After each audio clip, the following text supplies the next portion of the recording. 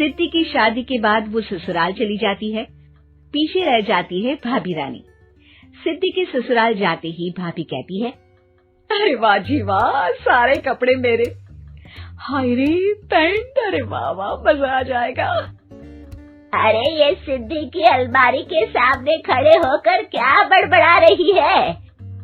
जाकर देख मेहमानों को विदाई की मिठाई मिली कि नहीं। अब हाँ माँ जी, क्यों नहीं, लेकिन पहले कपड़े तो बदल लूं। अब रानी आ जाती है सिद्धि के उन कपड़ों में जो वो ससुराल जाने से पहले घर छोड़ जाती है। अरे रानी, कुछ दिन रुक जाती। अरे ये तो सिद्धि बिटिया को मैंने ही दिया था, बड़ा ही फबता था उस पर, तुझ पर तो कुछ खास नहीं लग रहा।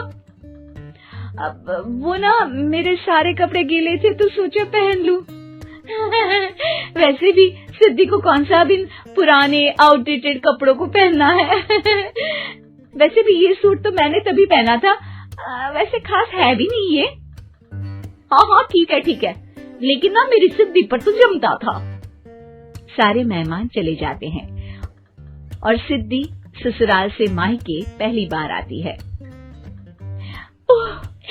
अपना घर, अपना कमरा, अपनी अलमारी।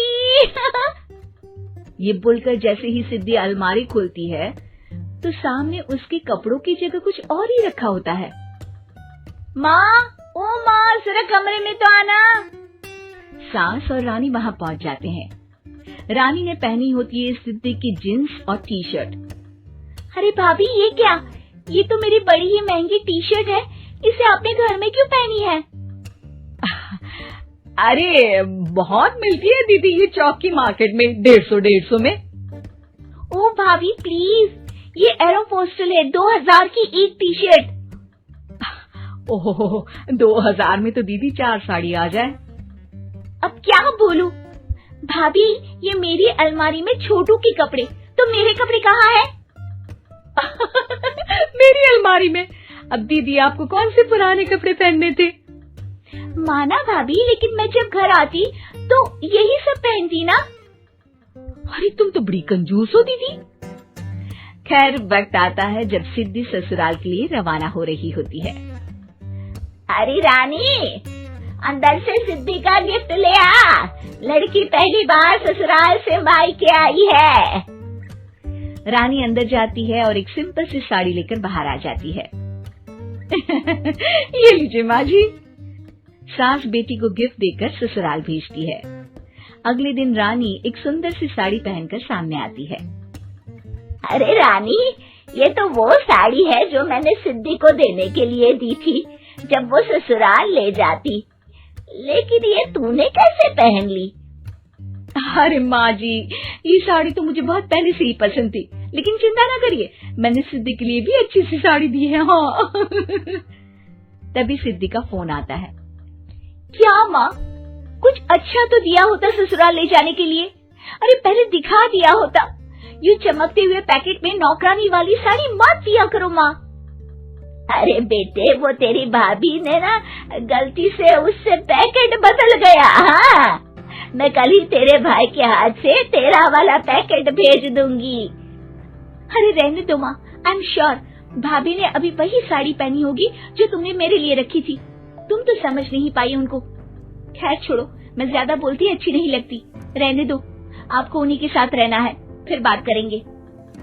सास को रानी पर गुस्सा आ जाता है। वो उसके कमरे में जाती है जहाँ वो शादी का एल्बम देख रही होती है। रानी, मार्केट जाकर एक ऐसी ही साड़ी लेकर आ, कल प्रतीक जाकर सिद्धि के घर दे आएगा। अरे क्यों माँ जी, कितनी साड़ी देनी है दीदी को? यहाँ कोई सेल लगी है क्या? अरे चुप कर, मेरे बेटी के हिस्से की साड़ी खुद पहन ली, अब ज्यादा ज्ञान बांट रही है। एक दिन सिद्धि का फोन आता है। माँ, मेरी सास ने आप सबको खाने पर बुलाया है। सारे लोग सिद्धि के ससुराल पहुँचते हैं। खाना खाकर वो लोग निकल रहे होते हैं कि सिद्धि की सास सभी को गिफ्ट देती है। अरे बहन जी, बेटी के घर का खाना खा लिया, यही बहुत है जो आप ऊपर से गिफ्ट भी दे रही है। अरे बहन जी, आप भी कहाँ इन बातों पर विश्वास कर रही हैं।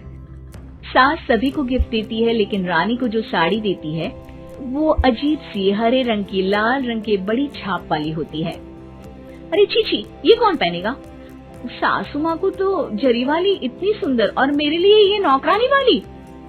अरे भाभी, दरअसल मैं जब भी घर आती थी आप वापसी में ऐसी ही साड़ी देती थी ना, तो माँ ने सोचा कि आपको आपकी पसंद की ही साड़ी क्यों ना दी जाए।